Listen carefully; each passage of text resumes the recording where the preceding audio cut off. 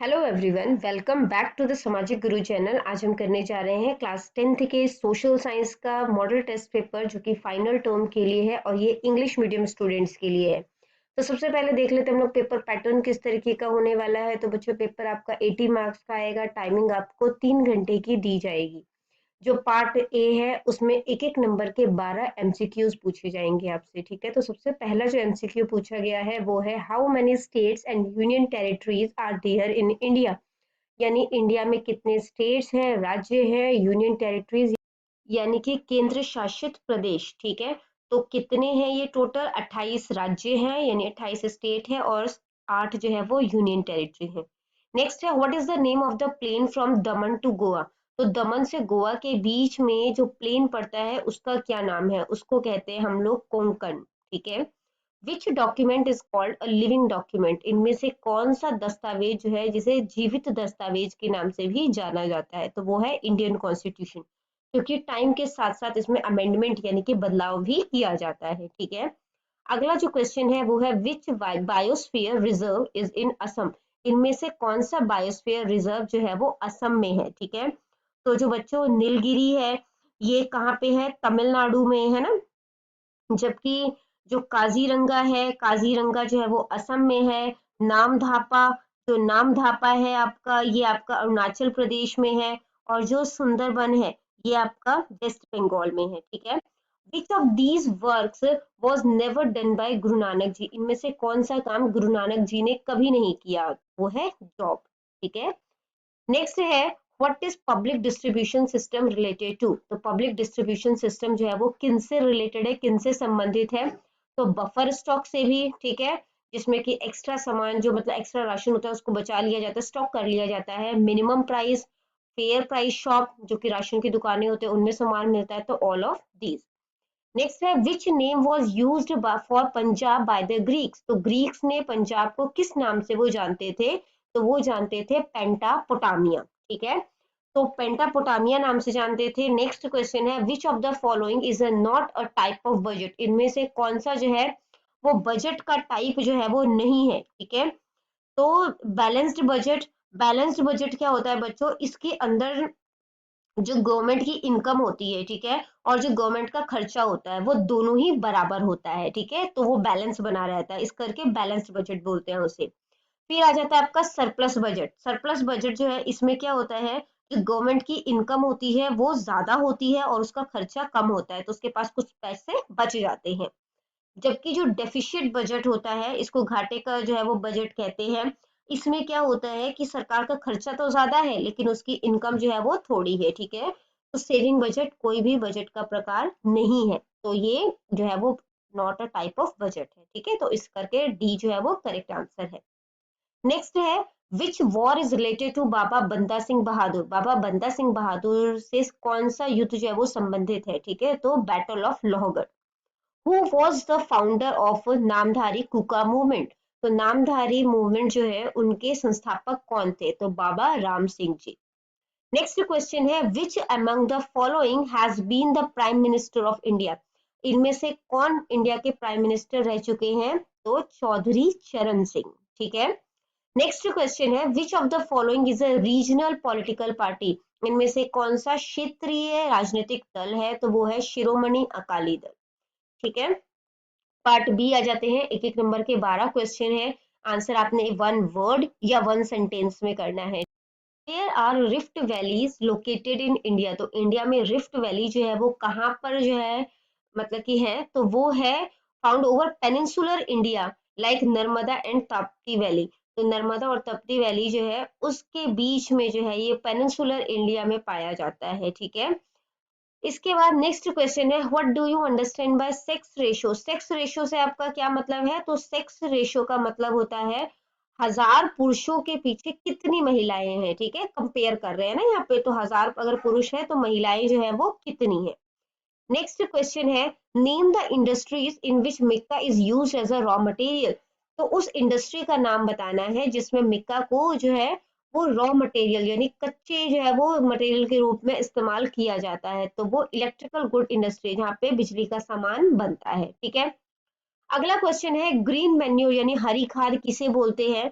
तो green manure is plants that are dug into the soil, तो ये वो प्लांट्स होते हैं जिसे मिट्टी में दबा दिया जाता है ताकि उसकी क्वालिटी जो है वो मतलब सॉइल की क्वालिटी जो है वो इम्प्रूव हो सके। ठीक है, अगला क्वेश्चन है state one problem of a small scale industry. तो स्मॉल स्केल इंडस्ट्री का क्या प्रॉब्लम है? तो रॉ मटेरियल यानी कि कच्चा माल जो है वो उनको नहीं मिलता, पावर का जो है वो शॉर्टेज होता है, तो ये उसके प्रॉब्लम्स है। State the name of the apex bank of India, कि भारत का सर्वोच्च बैंक जो है वो कौन सा है, ठीक है, या इसको हम बैंकों का बैंक भी कहते हैं, तो ये है रिजर्व बैंक ऑफ इंडिया यानी कि RBI. What do you know about the उलेमास? उलेमास के बारे में आप क्या जानते हैं? तो उलेमास जो है वो मुस्लिम जो रिलीजियस क्लासेस के जो है वो लीडर होते थे। They were scholars of Persian and religious literature, वो पर्शियन और जो रिलीजियस लिटरेचर है उनके विद्वान होते थे। ठीक है, नेक्स्ट है who was the successor of Maharaja Ranjit Singh? Maharaja Ranjit Singh के उत्तराधिकारी कौन थे? तो वो थे खड़क सिंह। अगला क्वेश्चन है who was the founder of शुक्र चकिया मिसल? तो शुक्र चकिया मिसल जो है उनके संस्थापक कौन थे? तो वो थे Sardar Charan Singh. Who laid the foundation of Harmandir Sahib and when? किन्होंने हरमिंदर साहिब की नींव रखी और कब? तो हरमिंदर साहिब की नींव जो है वो सूफी फकीर मियां मीर जी ने रखी थी। कब रखी थी? 1589 एडी में। ठीक है, when the UN came into existence, UN का अस्तित्व कब आया, या कह सकते हैं UN जो है वो कब स्टैब्लिश हुआ? तो वो हुआ था अक्टूबर 24 1945 में। ठीक है, यानी 24 अक्टूबर 1945 में। Who is the current president of India? Bharat के करंट प्रेसिडेंट मतलब कि अभी जो हाल फिलहाल में प्रेसिडेंट है वो कौन है? तो वो है Shrimati Draupadi Murmu. Next part C start हो जाता है हमारा। इसमें आपसे टोटल 8 क्वेश्चंस पूछे गए हैं, 3-3 नंबर के क्वेश्चन है, तो टोटल 24 नंबर का आपका पार्ट सी है। ठीक है, तो इसमें आंसर जो है वो आपने 30 to 50 वर्ड्स में करने हैं। How could foreign plants be harmful for us? हमारे लिए जो विदेशी प्लांट्स होते हैं वो किस तरीके से हार्मफुल हो सकते हैं? ठीक है, the plants of foreign species can inhibit the growth of native beneficial vegetation. तो जो मतलब कि कह सकते हैं जो यहाँ की वनस्पति होती है, ठीक है, उनके ग्रोथ में ये बाधा उत्पन्न करते हैं। They can spread terrible disease like allergies, respiratory, skin disease. तो ये अलग अलग तरीके की बीमारियां जैसे कि एलर्जी क्रिएट कर सकते हैं, सांस संबंधित बीमारियां कर सकते हैं, स्किन की संबंधित बीमारियां कर सकते हैं। जो water they can spill into water bodies and pollute them, water bodies में मिक्स होकर, जैसे रिवर हो गया, पॉन्ड्स हो गया, है ना, तो उसमें जो है वो स्पिल होके या उसमें जो है वो जाकर जो है वो उनको गंदा कर सकते हैं। और it will cost a lot of money to eliminate them, और उन्हें हटाने के लिए, ठीक है, काफी ज्यादा पैसे जो है वो खर्च करने पड़ सकते हैं। ठीक है, तो ये इस तरीके से हमें नुकसान करते हैं। अगला क्वेश्चन है what is the contribution of coastal plain to the entire country? तो तटीय मैदान का हमारे कंट्री में, ठीक है, हमारे किसी भी कंट्री में क्या योगदान होता है? Coastal plains are known for rice, dates, coconut, spices, ginger, cardamoms etcetera. तो कोस्टल प्लेन जो है यानी तटीय मैदान जो है वो इन चीजों के लिए जाने जाते हैं। ठीक है, चावल, खजूर, नारियल, मसाले, अदरक, कार्डमम यानी इलायची। These lead in the international trade, ये जो है वो कह सकते हो इंटरनेशनल लेवल पर एक्सपोर्ट इंपोर्ट करने के काम आता है। ठीक है, high grade fish are caught in these coastal areas and sent to the whole country. काफी ज्यादा जो है वो क्वांटिटी में यहाँ पे मछलियां पकड़ी जाती है अच्छी क्वालिटी की, जो कि पूरे कंट्री में बेची जाती है। Beaches along Goa, Mumbai, Tamil Nadu are a great attraction for the tourist. तो क्योंकि हम यहाँ पर इंडिया की बात कर रहे हैं, तो जो गोवा है, मुंबई है, तमिलनाडु है, ये काफी ज्यादा टूरिस्ट को अट्रैक्ट करते हैं, यानी कि जो टूरिस्ट आते हैं यहाँ पे घूमते हैं तो कंट्री को इनकम होती है। ठीक है, salt used in countries prepared on the marshy areas of west coast. तो इंडिया में जो नमक खरीदा जाता है, ठीक है, या नमक जो बनाया जाता है वो मार्शी वेस्ट कोस्ट के मार्शी एरिया में प्रिपेयर किया जाता है। अगला क्वेश्चन है describe the importance of agriculture in Indian economy. Indian economy में खेती बाड़ी का क्या इंपॉर्टेंस है, महत्व है, वो आपने बताना है। About 40% of national income of India comes from primary sector. तो बच्चों 3 तरीके के सेक्टर होते हैं, ठीक है, प्राइमरी सेक्टर, इसके बाद आ जाता है आपका सेकेंडरी सेक्टर, और उसके बाद आ जाता है आपका टेरिशरी सेक्टर। प्राइमरी सेक्टर में क्या होता है, जो एग्रीकल्चर या इससे बेस्ड जो है, ठीक है, यानी कि बेसिकली लैंड से बेस्ड जो है जो भी आप कह सकते हो कि काम किया जाता है वो प्राइमरी सेक्टर में आता है, जैसे कि जानवरों को पालना, ठीक है, एनिमल हस्बेंड्री कह सकते हैं उसे, एग्रीकल्चर, तो ये सारा जो है वो प्राइमरी सेक्टर का पार्ट है। तो 40% जो इनकम है वो हमें प्राइमरी सेक्टर से जो है वो प्राप्त होती है, ठीक है। अगला है agriculture provides food to population and fodder to life stocks in India. जो खेती बाड़ी है वो इन पॉपुलेशन जो यहाँ पर जो है वो इंसान रहते हैं उनको खाना प्रोवाइड करती है, और जो जानवर है उनको चारा जो है वो देती है, ठीक है। In Indian economy the maximum employment opportunities are available in the agriculture sector. अब इंडिया क्योंकि खेती बाड़ी वाला देश है, ठीक है, यहाँ पे एग्रीकल्चर बहुत क्वांटिटी में किया जाता है, लार्ज क्वांटिटी में किया जाता है, तो जो एग्रीकल्चर सेक्टर है वो काफी ज्यादा एम्प्लॉयमेंट यानी कि रोजगार जो है वो उसके मौके देता है। Industries gets raw material like cotton, jute, sugarcane, oilseed, rubber, food, grains, etc. from agriculture sector. तो जो सेकंड सेक्टर जिसको हम सेकेंडरी सेक्टर भी बोलते हैं या इसको इंडस्ट्री सेक्टर भी बोला जाता है, तो वो कच्चा माल, ठीक है। अब कपड़े तो हम पहन रहे हैं बट वो कपड़े किस तरीके से बने हैं तो उसका बेस जो है वो प्राइमरी सेक्टर होता है, यानी कि एग्रीकल्चर जो है वो इंडस्ट्रीज को कच्चा सामान प्रोवाइड करता है, ठीक है, जैसे कि cotton, jute, sugar cane, oil seeds. Large number of rural families also depend on agriculture as their subsidiary occupation. तो काफी बड़ी क्वांटिटी में जो मतलब कि कह सकते हैं पॉपुलेशन जो गांव में रहती है, ठीक है, पिंडों में रहती है, वो एग्रीकल्चर के ऊपर जो है वो डिपेंड होते हैं।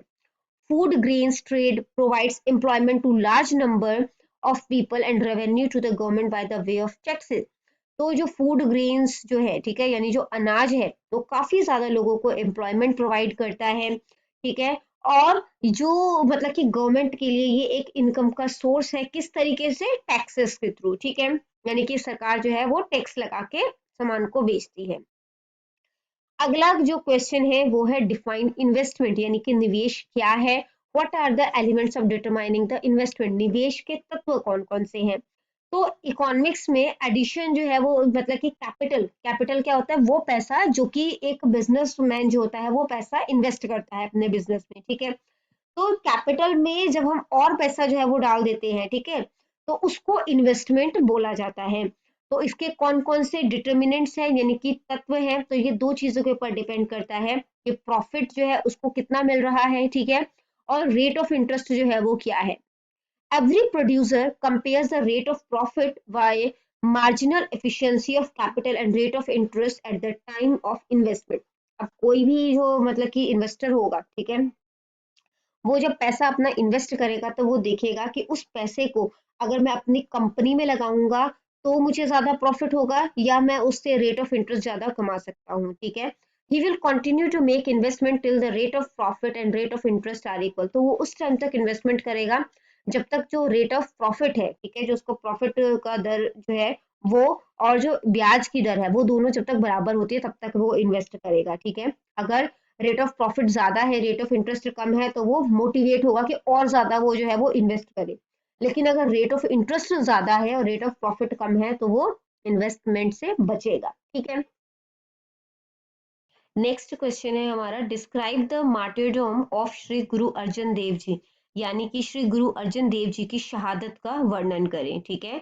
तो बच्चों, मुगल सम्राट अकबर के गुरु अर्जन देव जी के साथ बहुत अच्छे संबंध थे, ठीक है।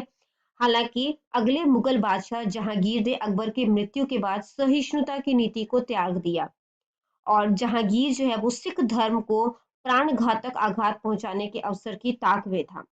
इस बीच जहांगीर के पुत्र राजकुमार खुसरो ने अपने पिता के खिलाफ विद्रोह कर दिया। अपने पिता के हाथों पराजित होने के बाद खुसरो गुरु अर्जन देव जी के पास आए। गुरु साहिब ने उन्हें आशीर्वाद दिया। जहांगीर ने विद्रोही खुसरो की मदद करने के आरोप में गुरु साहिब पर 2 लाख रुपए का जुर्माना लगाया। गुरु साहिब ने ये जो फाइन लगाया गया था इसको भुगतान करने से मना कर दिया। परिणाम स्वरूप गुरु साहिब को हिरासत में लिया गया और उन्हें गंभीर यातनाएं दी गई। इससे सिख नाराज हो गए। सिखों ने जान लिया कि अब उनके पास एकमात्र रास्ता जो है वो है कि अपने धर्म की रक्षा के लिए हथियार उठा लिया जाए। नेक्स्ट क्वेश्चन है, what do you know about Maharaja Dalip Singh, कि आप महाराजा दलीप सिंह के बारे में क्या जानते हैं। तो बच्चों महाराजा दलीप सिंह जो है लाहौर की संधि के अनुसार ब्रिटिश सरकार ने दलीप सिंह को महाराजा के रूप में स्वीकार किया। महाराजा दलीप सिंह के अल्पकाल में राज्य का प्रशासन 8 सरदारों की परिषद द्वारा चलाया जाता था। दूसरे एंग्लो सिख युद्ध में सिखों की हार हुई और लॉर्ड डलहौजी ने पंजाब राज्य को भंग कर दिया। महाराजा दलीप सिंह को गद्दी से उतार दिया गया। महाराजा दलीप सिंह की पेंशन 4 से 5 लाख के बीच तय की गई थी। पंजाब की पूरी संपत्ति पर अब अंग्रेजों का कब्जा हो गया था। नेक्स्ट क्वेश्चन है, describe any 4 powers of parliament, यानी कि संसद की किन्हीं 4 शक्तियों का आपने वर्णन करना है। ठीक है, तो लेजिस्लेटिव पावर यानी कि विधायी शक्तियां होती है। तो लेजिस्लेटिव पावर संसद को शक्ति देती है कि वो यूनियन और कंकरेंट लिस्ट, ठीक है, यानी कि संघ और समवर्ती सूची में जो भी सब्जेक्ट जो है वो शामिल है, जो भी टॉपिक शामिल है, उन पर वो कानून बना सकती है। ठीक है, इसके अलावा ये नए कानून को कह सकते हैं बना सकती है या पुराने कानून को समाप्त कर सकती है। ठीक है, अगला जो है वो है एग्जीक्यूटिव पावर, यानी कि कार्यकारी शक्तियां या कानून को लागू करने की शक्तियां कह सकते हैं। तो इसमें क्या होता है कि संविधान जो है वो संसद को कार्यपालिका को नियंत्रण में रखने के लिए जो है वो शक्तियां देती है। ठीक है, कि कार्यपालिका जो है यानी कि जो पार्लियामेंट है वो कंट्रोल में रहे। संसद जो है वो अविश्वास प्रस्ताव पारित कर सकती है। ठीक है, और उनके विभागों के बारे में, ठीक है, जैसे कि कोई अगर लॉ जो है वो लाया गया तो उसके बारे में क्वेश्चन कर सकती है कि सरकार ने ऐसा क्यों किया। तो इस तरीके से वो मंत्रिपरिषद को अपने नियंत्रण में रखती है। अगला आ जाता है फाइनेंशियल पावर। तो फाइनेंशियल पावर्स जो है यानी कि वित्तीय शक्तियां। ठीक है, अब इसमें क्या है कि सरकार जो है वो वार्षिक बजट जो है वो बनाती है ना, यानी कि एनुअल बजट जो है वो पास करती है। तो government can neither withdraw money from nor can deposit it in the treasury without prior consent of the parliament, यानी कि संसद की पूर्व सहमति के बिना सरकार जो है वो ना तो धन निकाल सकती है और ना ही जो राजकोष है यानी जो ट्रेजरी है उसमें पैसा जमा कर सकती है। जो फोर्थ पावर है वो है जुडिशियल पावर, यानी कि न्यायिक शक्तियां। तो संसद जो है वो राष्ट्रपति को संविधान के उल्लंघन या उसके कदाचार के लिए उसके पद से हटा सकती है। ठीक है, संसद सर्वोच्च न्यायालय और उच्च न्यायालय के न्यायाधीशों और मुख्य चुनाव आयुक्त को उनके पद से हटा भी सकती है। अगला क्वेश्चन है, what is the significance of directive principles, यानी कि जो निर्देशक सिद्धांत है। ठीक है, जो राज्य के नीति निर्देशक सिद्धांत होते हैं उनका क्या महत्व है। तो बच्चों जो डायरेक्टिव प्रिंसिपल्स होते हैं, निर्देशक सिद्धांतों को कुछ आलोचकों द्वारा जो है वो कहा गया कि ये बेकार की चीजें हैं, लेकिन इन सिद्धांतों को हम व्यर्थ नहीं कह सकते, यानी कि बेकार जो है वो नहीं कह सकते, क्योंकि ये कल्याणकारी राज्य की स्थापना के लिए मार्गदर्शक जो है वो साबित होता है कि एक स्टेट को जब पता चलता है कि उसे क्या क्या काम जो है वो करने चाहिए। और इनमें से कुछ मुद्दों पर, ठीक है, जब जो मतलब कि अदालत फैसला देती है तो उनके लिए जो है वो कह सकते हैं हाईलाइट करने का काम करती है, डिसीजन लेने में हेल्प करती है। For common masses they may be touchstone to जज द परफॉर्मेंस और अचीवमेंट ऑफ द यूनियन और स्टेट गवर्नमेंट। तो आम जनता के लिए जो है ये संघ या राज्य सरकार के प्रदर्शन या उपलब्धियों का न्याय करने के लिए कसौटी हो सकती है। ठीक है, कि गवर्नमेंट ने क्या क्या काम किया है। If a government does not follow these directions, the people can teach bitter lesson to such a government at the time of election. अगर गवर्नमेंट जो है वो इस दिशा में काम नहीं करती, यानी कि राज्य को जो है वो सही करने का काम, स्टेट को सही तरीके से चलाने का काम नहीं करती है, ठीक है, तो अगले इलेक्शन में जो है वो उन्हें जो है सबक सिखा सकती है। नेक्स्ट आ जाता है हमारा पार्ट डी, जो कि 4 नंबर के 4 क्वेश्चंस इसमें आपसे पूछे गए हैं। ठीक है, तो आपने किसी 4 क्वेश्चन को ही अटेम्प्ट करना है, आपको इसमें ऑप्शन दी जाएगी। सबसे पहला क्वेश्चन है, right in detail the development and importance of non conventional source of energy. Non conventional source of energy होता है गैर परंपरागत ऊर्जा के स्रोत। ठीक है, तो उनका उनका विकास और उनके महत्व के बारे में आपने बताना है। Among the non-conventional sources of energy, the use of solar energy, ठीक है, तो non-conventional source of energy में solar energy आता है, wind energy, tidal energy, geothermal energy, ये सारी चीजें आती है। And energy derived from organic product, और जो भी हम जैविक तरीके से जो है जो एनर्जी या ऊर्जा जो है वो हासिल करते हैं, वो सारी चीजें जो है वो non conventional source of energy का पार्ट है। तो अब इसके विकास के बारे में देख लेते हैं। The government has taken more initiative to increase the use of non-conventional source of energy. सरकार ने ऊर्जा के जो गैर परंपरागत ऊर्जा के स्रोत हैं, ठीक है, उनका उपयोग को बढ़ाने के लिए जो है वो पहल की है। This power has a special contribution in afforestation, environment conservation, power conservation, increase in employment, improvement in health and sanitation, social and women welfare, irrigation in agriculture and organic fertilizer productions, etc. तो इन शक्ति का जो इन शक्तियों ने क्या है काम किया है, जंगल वनीकरण, ठीक है, वनीकरण का मतलब क्या होता है, पेड़ पौधों को लगाने में हेल्प की है, पर्यावरण को संरक्षण दिया है, ऊर्जा को संरक्षण दिया है, रोजगार में वृद्धि की है, सामाजिक एवं महिला कल्याण में सुधार किया है, कृषि एवं सिंचाई में भी योगदान अपना दिया है। In March 1981, the central government set up a high-powered authority board to locate more sources of energy. तो मार्च 1981 में केंद्र सरकार ने ऊर्जा के अधिक स्रोतों का पता लगाने के लिए एक उच्च अधिकारिक प्राप्त प्राधिकरण बोर्ड की स्थापना की, ठीक है, बोर्ड जो है वो स्टैब्लिश की। The development of non-conventional sources of energy was set up by the center in the form of power ministry in 1982 और पावर मिनिस्ट्री के रूप में, ठीक है, 1982 में जो है वो इसकी स्थापना की गई, यानी कि ऊर्जा मंत्रालय के रूप में स्थापना की गई। State governments have also set up separate agencies for non conventional source of energy. जो स्टेट गवर्नमेंट है उन्होंने भी अपने स्तर पर जो है वो एक अलग एजेंसी जो है उसकी स्थापना की। With the joint help of the local people, priority is being given to the works of cooking gas, small irrigation schemes, provision of drinking water and street lighting etc at the local level। तो यहाँ पर क्या है कि स्थानीय लोगों से जो है वो सहयोग पाकर जो है वो रसोई गैस, जो लघु सिंचाई योजना है, पानी पीने के पानी की व्यवस्था है, स्ट्रीट लाइट है, इन कार्यों को यहाँ पर प्राथमिकता जो है वो दी जाती है, ठीक है। इसका महत्व क्या है, तो सबसे पहले क्या है कि ये जो ऊर्जा स्रोत है ये बहुत ही ज्यादा पुराना और कम खर्चीला है, ठीक है, यानी कि लेस एक्सपेंसिव है। नेक्स्ट जो पॉइंट हमने इसका लिया है इम्पोर्टेंस का, वो है they are use in remote areas like coastal, mountainous and deserts area. तो इनका उपयोग जो है वो हम कह सकते हैं कि दूरस्थ क्षेत्र जैसे कि तटीय, पहाड़ी और रेगिस्तानी क्षेत्रों में किया जाता है। Laying power lines in such places and maintaining them is very expensive. तो उस जगह पर पावर लाइंस को स्थापित करना जो है, ठीक है, वो बहुत ही ज्यादा महंगा हो सकता है। तो इस करके ये जो मतलब कि non conventional source of energy है वो वहां के लिए बेटर ऑप्शन है। Industrialization can be promoted in such places by using non conventional source of energy. तो ऐसी जगहों पर जो है वो इंडस्ट्रियलाइजेशन यानी कि जो औद्योगिकरण है उनको बढ़ावा दिया जा सकता है और उसके लिए जो है वो ये जो non conventional source of energy है इनका इस्तेमाल कर सकते हैं, ठीक है। इसके बाद फोर्थ पॉइंट है हमारा wind, flowing water and human power are being used to derive the boat, ठीक है। तो नाव चलाने के लिए हवा, बहते पानी और मानव शक्ति का उपयोग जो है वो किया जाता है। इसके अलावा जो है वो गेहूं जो है उसको पीसने के लिए यानी कि आटा बनाने के लिए विंडमिल का उपयोग किया जाता है। Windmills are also used for water irrigation. तो सिंचाई करने के लिए पवन चक्कियों का इस्तेमाल जो है वो किया जाता है। दस there importance is increasing day by day. और इस तरीके से हम कह सकते हैं कि इसका महत्व जो है वो दिन प्रतिदिन बढ़ता जा रहा है।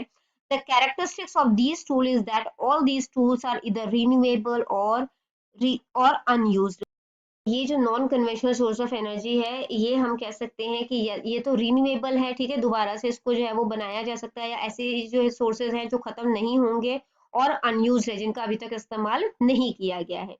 नेक्स्ट क्वेश्चन है compare the summer and winter season of India. तो इंडिया के समर और विंटर सीजन को अपने कंपेयर करना है, ठीक है। तो विंटर सीजन, समर सीजन, जो विंटर सीजन है इंडिया में वो स्टार्ट होता है मिड दिसंबर से फरवरी तक जाता है, ठीक है, जबकि समर सीजन जो है वो मार्च से मिड जून तक जाता है। The temperature in North India drops drastically and air pressure rises। तो यहाँ पर विंटर सीजन में इंडिया का जो नॉर्थ इंडिया का जो टेम्परेचर है वो बहुत ही तेजी से गिरता है, और जो हवा का प्रेशर है, ठीक है, तो वो बहुत ज्यादा बढ़ जाता है क्योंकि ठंडी हवा जो है वो भारी होती है तो उसका प्रेशर जो है वो ज्यादा होता है, ठीक है।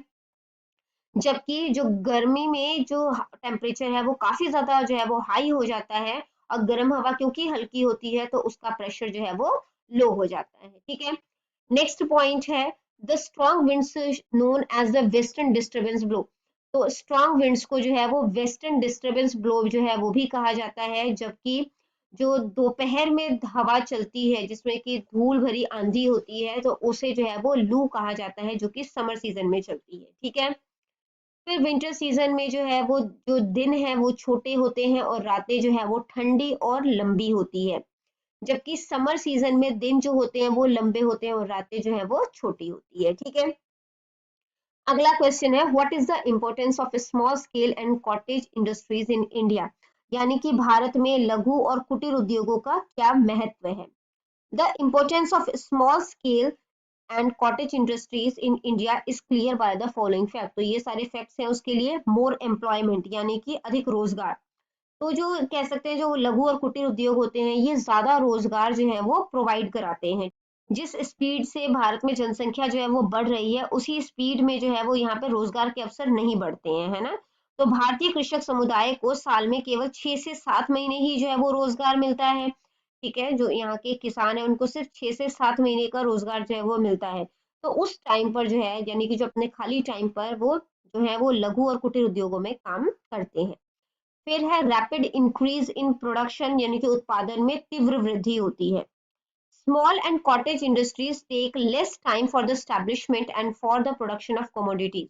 इनको स्थापित करने में जो है वो कम टाइम लगता है। ठीक है। क्योंकि यहाँ ज्यादा मशीनरी वगैरह नहीं इन्होंने इंस्टॉल करनी होती, छोटी जगह पर भी ये काम जो है वो किए जा सकते हैं। तो जिसकी वजह से जो है वो प्रोडक्शन फटाफट होना शुरू हो जाता है। With the help of these industries the production of goods and their supply can be increase rapidly. तो इस तरीके की इंडस्ट्रीज को स्टैब्लिश करके हम सप्लाई को काफी ज्यादा मात्रा में बढ़ा सकते हैं, ताकि बढ़ती हुई जनसंख्या की मांग को पूरा किया जा सके।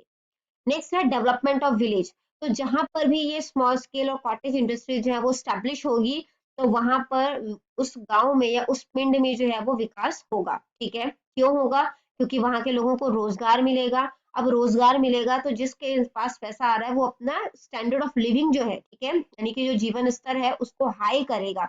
और इस तरीके से घूम कर जो है वो सारा पिंड जो है वो डेवलप हो जाता है। नेक्स्ट है इक्वल डिस्ट्रीब्यूशन ऑफ वेल्थ, यानी कि धन का समान वितरण। ठीक है। With the establishment of large scale industries in a country there are very rich people on one hand and very poor people on the other. तो जब बड़ी इंडस्ट्री जो है वो बड़े लेवल की इंडस्ट्री स्टैब्लिश होती है तो वहां पर क्या होता है कि कुछ अमीर लोग होते हैं और काफी ज्यादा जो है वो गरीब लोग होते हैं, या अमीर और गरीब का अंतर जो है वो देखने को मिलता है। A large proportion of wealth gets concentrated in a few hands। ज्यादा जो मतलब कि कह सकते हो जो संपत्ति है या पैसा है वो एक हाथों में सिमट कर रह जाता है। With the widening of the gap between the rich and the poor, the peace and comfort of the society gets vanished। अब ये अंतर जब इतना ज्यादा बढ़ जाता है तो समाज में शांति जो है वो नहीं रह पाती। ठीक है। और इसके बाद जो है वो कह सकते हैं शांति और आराम जो है वो नहीं रह पाएगा। Therefore in order to remove this problem household industry should be developed. तो इस तरीके की प्रॉब्लम को दूर करने के लिए हमें लघु और कुटीर उद्योगों की स्थापना करनी चाहिए। नेक्स्ट क्वेश्चन है, define growth rate how it can be calculated. तो विकास दर जो है उसको परिभाषित करना है और इसकी गणना जो है वो कैसे की जा सकती है। So growth rate is that percentage rate which shows the percentage change has taken place in national income or per capita income in one year as compared to any other year. Next question है, define growth rate how it can be calculated, यानी विकास दर जो है उसकी परिभाषा देनी है और इसको किस तरीके से कैलकुलेट किया जा सकता है। Growth rate is that percentage rate which shows the percentage change has taken place in national income और per capita income in one year as compare to any other year. तो बच्चों विकास दर जो होता है वो हम कह सकते हैं वो परसेंटेज रेट है या वो प्रतिशत दर होता है जो किसी अन्य वर्ष की तुलना में एक वर्ष में जो राष्ट्रीय आय है यानी जो नेशनल इनकम है या जो प्रति व्यक्ति आय है यानी कि पर कैपिटा इनकम है उसमें प्रतिशत परिवर्तन को दर्शाता है। ठीक है। तो इसको किस तरीके से कैलकुलेट किया जाता है, पर कैपिटा इनकम ग्रोथ रेट जो है वो इक्वल होगा चेंज इन पर कैपिटा इनकम, उसको डिवाइड करोगे ओरिजिनल पर कैपिटा इनकम से। ठीक है। यानी कि पर कैपिटा इनकम में जो बदलाव हुआ है उसे आप डिवाइड कर दोगे जो पर कैपिटा ओरिजिनल पर कैपिटा इनकम है और उसके बाद क्योंकि ये परसेंटेज है तो इसको 100 से मल्टीप्लाई कर देना है। नेक्स्ट क्वेश्चन है, right about the personality of Guru Govind Singh ji as a military commander. यानी एक सैन्य कमांडर के रूप में गुरु गोविंद सिंह जी के व्यक्तित्व के बारे में लिखना है। ठीक है। तो Guru Gobind Singh ji was an efficient commander and a brave soldier. Guru Gobind Singh जी एक कुशल सेनापति और एक बहादुर सैनिक थे। His childhood he was good at archery, sword skills and horse riding. बचपन से ही तीर चलाने में, ठीक है, इसके अलावा तलवारबाजी में, घुड़सवारी में जो है वो निपुण थे। Due to his efficient military leadership he fought the large Mughal force with very less soldier and limited supplies.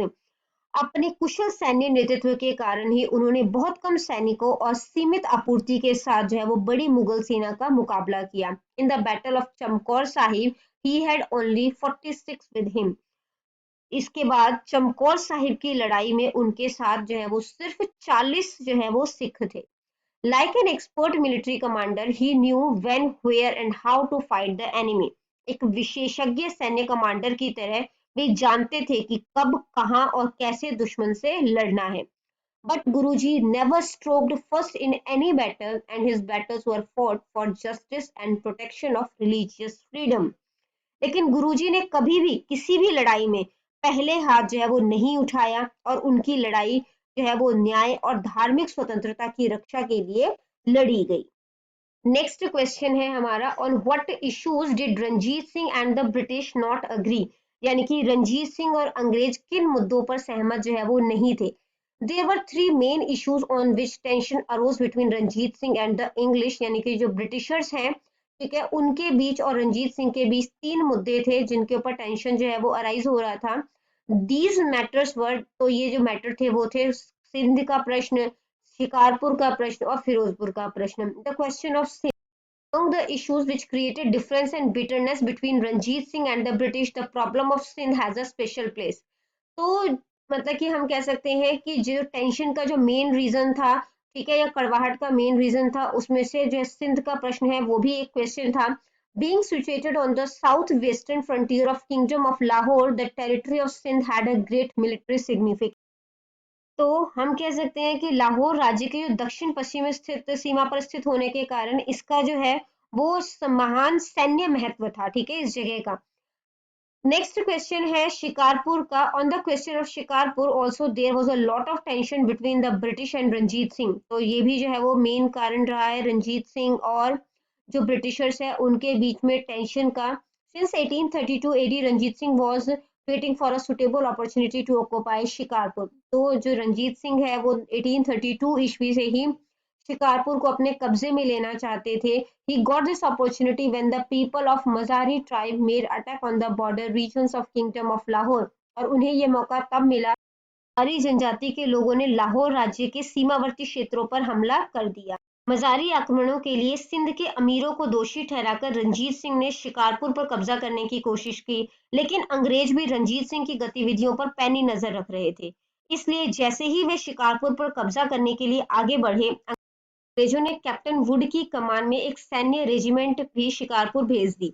Ranjit Singh को पीछे हटने को कहा। चूंकि रंजीत सिंह ब्रिटिश सेना का सामना करने के लिए पर्याप्त शक्तिशाली नहीं थे, इसलिए उन्होंने पीछे हटने में ही समझदारी समझी। फिर है फिरोजपुर का प्रश्न। 1809 ईस्वी से 1838 ईस्वी तक रंजीत सिंह तथा अंग्रेजों को द्विपक्षीय संबंधों में विशेष महत्व था, ठीक है।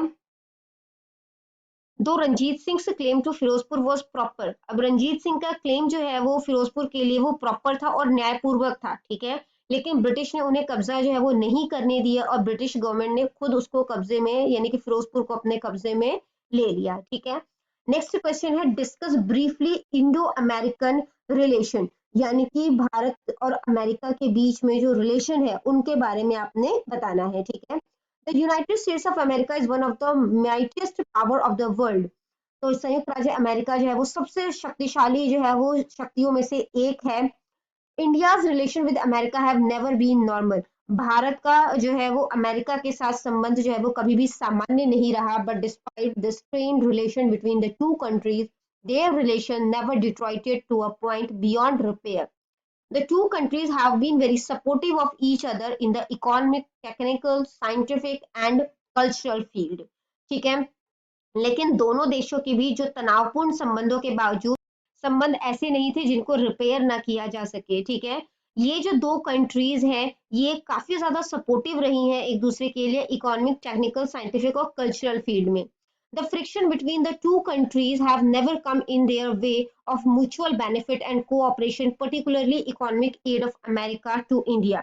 तो दोनों देशों के बीच तनाव जो है वो कभी भी पारस्परिक लाभ और सहयोग के रास्ते में नहीं आया, विशेष रूप से भारत को अमेरिका की आर्थिक सहायता के रूप में। ठीक है। In spite of difference in foreign policy, the Indian economy has a close relation with the American government as well as American companies. विदेशी नीति में मतभेदों के बावजूद भारतीय अर्थव्यवस्था का अमेरिकी सरकार अमेरिकी कंपनियों के साथ घनिष्ठ संबंध जो है वो रहे हैं। अगला क्वेश्चन है, explain briefly the electoral process in India, यानी भारत में जो चुनावी प्रक्रिया है उसको संक्षेप में बताना है। तो सबसे पहले है डेमार्केशन ऑफ कॉन्स्टिट्यूएंसी, यानी निर्वाचन क्षेत्रों का सीमांकन। ठीक है, एरिया डिसाइड कर। तो चुनावी प्रक्रिया में सबसे पहला कदम होता है लोकसभा और राज्य विधानसभाओं के सभी निर्वाचन क्षेत्रों का सीमांकन करना। इस काम की योजना जो है वो चुनाव आयोग जो है वो बनाती है। ठीक है। फिर आ जाता है वोटर लिस्ट, यानी कि मतदाता सूची। चुनाव कराने के लिए प्रत्येक जो निर्वाचन क्षेत्र होता है उसकी मतदाता सूची तैयार की जाती है कि कौन कौन जो है वो 18 साल से ऊपर का है, जिनका वोटर लिस्ट जो है वो बन चुका है। ठीक है, कौन जो है वो वोट देने के कैपेबल है। मतदाताओं के नाम जो है वो उसमें समावेश किए जाते हैं, और जो उस एरिया को छोड़ चुके हैं, ठीक है, या अगर कोई एक्सपायर हो चुका है तो उनका नाम जो है वो वोटर आईडी से काट दिया जाता है। इसके बाद आ जाता है आपका डेट ऑफ इलेक्शन, यानी कि चुनाव की तारीख जो है वो तय करना। तो चुनाव आयोग जो है वो जब चुनाव कार्यक्रम की घोषणा के बाद पूरे चुनाव कार्यक्रम की रूपरेखा तैयार करता है। ठीक है, और उसके उसमें क्या क्या होता है कि फॉर्म भरने की तारीख होती है, नामांकन वापस लेने की तारीख होती है, और जांच की तारीख होती है, नतीजों का घोषणा जो है उसकी तारीख होती है कि रिजल्ट जो है वो कब डिक्लेयर किए जाएंगे। फिर आ जाता है आपका नॉमिनेशन फॉर्म, यानी कि नामांकन फॉर्म भरना। इसमें क्या किया जाता है, चुनाव आयोग जो है वो एक तारीख जो है वो तय कर देता है जब एक उम्मीदवार जो है अपना नामांकन फॉर्म भर सकता है। ठीक है, तो जो भी डेट डिसाइडेड हुआ है उस समय से पहले रिटर्निंग ऑफिसर के समक्ष जो है वो नामांकन पत्र जो है वो प्रस्तुत करना होता है। फिर आ जाता है आपका नॉमिनेशन फॉर्म विथड्रॉल, नामांकन फॉर्म जो है वो वापसी। तो इसमें क्या होता है, जो कैंडिडेट जिसे लगता है कि वो जो है वो इसके लिए कैपेबल नहीं है, या जो इच्छुक होता है अपना नाम यहाँ से विथड्रॉ करने के, वो कैंडिडेट अपना नाम जो है वो वापस ले सकता है। सिंबल अलॉटमेंट, अब चुनाव चिन्ह का आवंटन जो है वो किया जाता है। तो चुनाव आयोग जो है वो राजनीतिक दलों और निर्दलीय उम्मीदवारों को चुनाव चिन्ह जो है वो बांटते हैं। पार्टियों को जाने माने सिंबल जो है वो आवंटित किए जाते हैं, यानी कि बांटे जाते हैं। ठीक है, इसके बाद है इलेक्शन कैंपेनिंग। इसके बाद कैंपेनिंग की जाती है, जगह जगह पे पोस्टर लगाए जाते हैं, ठीक है, स्पीचेस दिए जाते हैं, मीटिंग्स की जाती है। ठीक है, और जो है इस तरीके से 48 आवर्स जो है इलेक्शन की डेट जो भी डिसाइड की गई है उससे 48 आवर पहले इन सब चीजों को बंद कर दिया जाता है। वोटिंग एट पोलिंग स्टेशन, मतदान केंद्रों पर मतदान। तो मतदाताओं की सुविधा के लिए चुनाव आयोग प्रत्येक निर्वाचन क्षेत्र में बड़ी संख्या में मतदान केंद्र बनाते हैं जहां मतदाता जो है वो अपना वोट डालने जाते हैं। Counting and declaration of result, तो यहाँ पे मतगणना जो है वो की जाती है, यानी वोट को काउंट किया जाता है और परिणामों की घोषणा जो है वो भी की जाती है। ठीक है, सेक्शन ई जो है एक एक नंबर के 4 प्रश्न है, ये सोर्स बेस्ड क्वेश्चन है, यानी कि आपको आपकी बुक से कोई पैराग्राफ दिया जाएगा, आंसर जो है वो इसी में होंगे और आपने इसको फाइंड आउट करना है। ठीक है, तो जो क्वेश्चन है आपसे जो पूछा गया है वो है, read the passage carefully and answer the following question. In the crop rotation which cereal crop were grown the most by the farmer. तो फसल चक्र में किसान द्वारा जो सबसे अधिक जो है अनाज उगाया जाता है वो कौन सा है। तो पंजाब में फसल चक्र में, पंजाब में जो मतलब कि कह सकते हो फसल चक्र अपनाई जाती है वो है वीट और राइस की। ठीक है, जबकि जो वेस्टर्न उत्तर प्रदेश है उसमें जो फसल चक्र मतलब कि अपनाई जाती है वो है वीट और शुगर केन की। Due to the new cropping cycle which crop has suffered the most. तो न्यू क्रॉपिंग साइकिल की वजह से सबसे ज्यादा किस फसल को नुकसान हुआ है, तो पल्सेस और ऑयल सीड्स को। ठीक है, What the prices have Punjab and Haryana paid for the green revolution? हरित क्रांति के लिए पंजाब और हरियाणा ने क्या कीमत चुकाई है।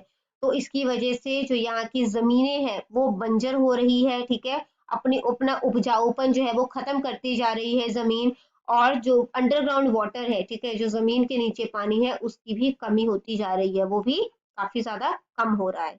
Which two blocks are mentioned in the above paragraph? तो ऊपर जो हमने पैराग्राफ पढ़ा उसमें कौन कौन से दो जो है ब्लॉक्स की बात की गई है, अमेरिकन ब्लॉक्स और सोवियत ब्लॉक्स की बात की गई है। ठीक, जो पार्ट एफ है उसमें आपको मैप पॉइंटिंग दी गई है, एक इंडिया का मैप होगा और एक पंजाब का मैप होगा। ठीक है, जिसमें आपको मैप पॉइंट करना है, 4-4 नंबर के दोनों मैप होंगे। ठीक है, तो आपने 4 पॉइंट्स जो है वो ही जो है वो फिल करने हैं। बे ऑफ बंगाल सबसे पहले पूछा गया है, वो कहाँ पर है? तो जो बे ऑफ बंगाल है सबसे पहले हम देख लेते हैं, ये हमारा जो है वो नॉर्थ होगा। ठीक है, ये साउथ होगा, यहाँ पर ईस्ट होता है और यहाँ इस साइड जो है, ठीक है, वो वेस्ट होता है। बे ऑफ बंगाल हमसे पूछा गया है, तो बे ऑफ बंगाल जो है वो साउथ ईस्ट साइड में पड़ता है। ठीक है, यहाँ पर जो है वो बे ऑफ बंगाल है। इसके बाद शिवालिक माउंटेन रेंज पूछा है, तो शिवालिक माउंटेन रेंज बच्चों हिमाचल प्रदेश के बॉर्डर, ठीक है, और उत्तराखंड के बॉर्डर को जो है वो टच करता है, कह सकते हैं। इसके बाद जैसलमेर जो है, जैसलमेर राजस्थान में है, ये जो ब्लू कलर का सर्कल है वो जैसलमेर को जो है वो शो कर रहा है। ड्राई वेजिटेशन एरिया जो है वो राजस्थान में देखने को मिलेगा। ठीक है, तो ये जो आपको लाइन दिख रही है, ठीक है, तो ये जो स्किन कलर शो हो रहा है ये ड्राई वेजिटेशन एरिया है। फिर major sugar cane producing area, यानी कि उस एरिया को जो है वो आपने बताना है जहाँ पे शुगर केन जो है वो ज्यादा उगता है, तो वो है हमारा यहाँ पर पंजाब, हरियाणा, उत्तर प्रदेश। ठीक है, पंजाब, हरियाणा, उत्तर प्रदेश, ये तीनों जो है वो major sugar cane producing area है। हाईएस्ट लिटरेसी रेट, यानी सबसे ज्यादा जो है वो साक्षरता दर कहाँ पर है? तो वो केरला है। ठीक है, तो हमने केरला में मार्क कर दिया है। फिर आ जाता है आपका पंजाब का मैप, जो कि बिफोर पार्टीशन है। तो यहाँ पे आपसे पूछा गया है कि गोइंदवाल साहिब कहाँ पर है? तो गोइंदवाल साहिब जो है वो आपको यहाँ पर जो है वो दिखेगा। इसके बाद कुरुक्षेत्र है, कुरुक्षेत्र का पॉइंट यहाँ पर है।